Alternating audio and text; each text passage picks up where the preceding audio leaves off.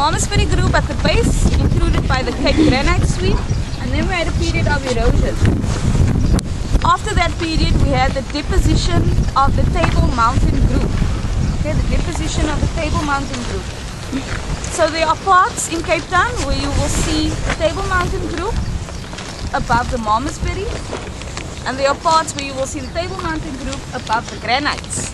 Okay, because we first had the Malmesbury group, the granites intruded it, and then we had erosion that exposed the granites and the Malmesbury. Okay, so what we are going to look at today, what we will see along the road, there are sections where we have, these are not outcrops behind us, what you see, it's called callus. Okay, when material from mechanical weathering through gravity is dropped down the slope of the mountain, this is not an outcrop. Okay, what we are going to look at are outcrops of the Table Mountain group. Okay, along the road where we walk, you will see at the base a very weathered granite.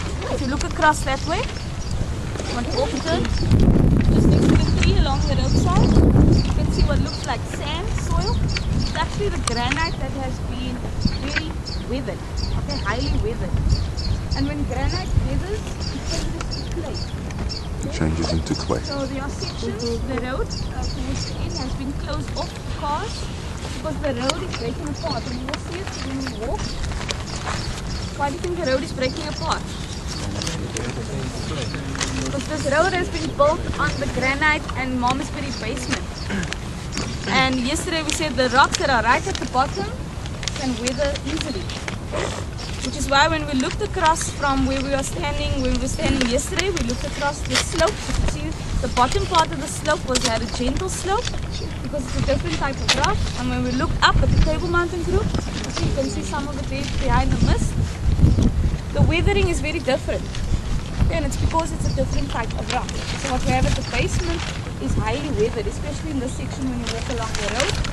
You will see highly weathered granites. So I want you to take note of that. And eventually, if you look, the first part of the Table Mountain group is the Piccaninny School formation. Please get up to the road, guys. Come closer. Piccaninny School formation. And that overlies the granite and the Malmesbury group. There are sections in Cape Town where you can see the Piccaninny School formation, and there are sections where you can't. Okay? Because there was uneven deposition. Okay? So there are sections where you can see Piccaninny Schools and sections where you can't. And the area that we are going to go to, the first formation that we will see is the Graafwater formation. Okay? The Graafwater formation. And you are going to be doing sedimentary logs on the Graafwater formation. So you can tell me, what rocks do we have in the Graafwater formation? What type of rocks? Not really. Shales. We have a lot of shales and siltstones.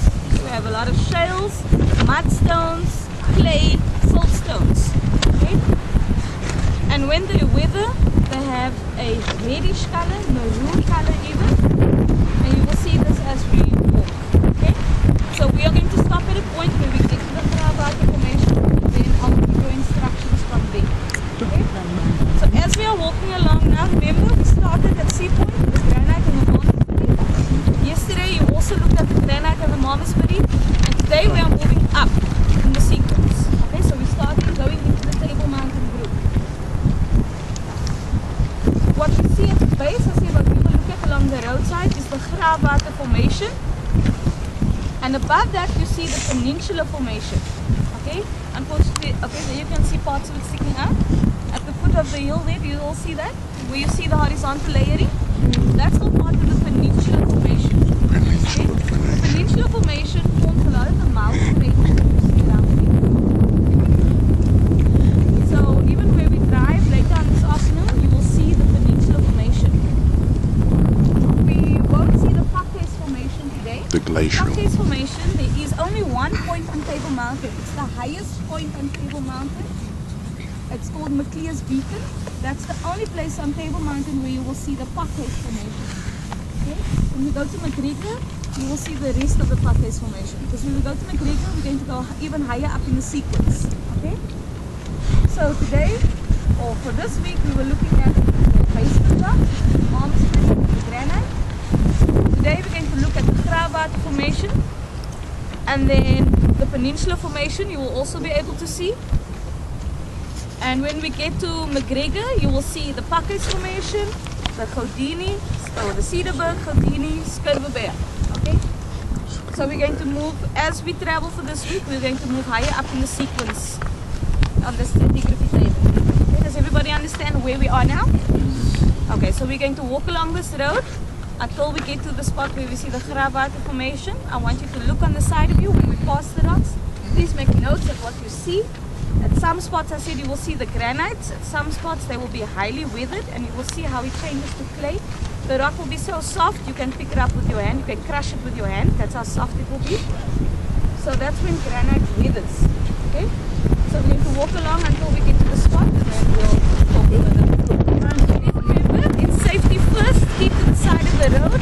It's very windy, so be careful when you are walking. De wacht,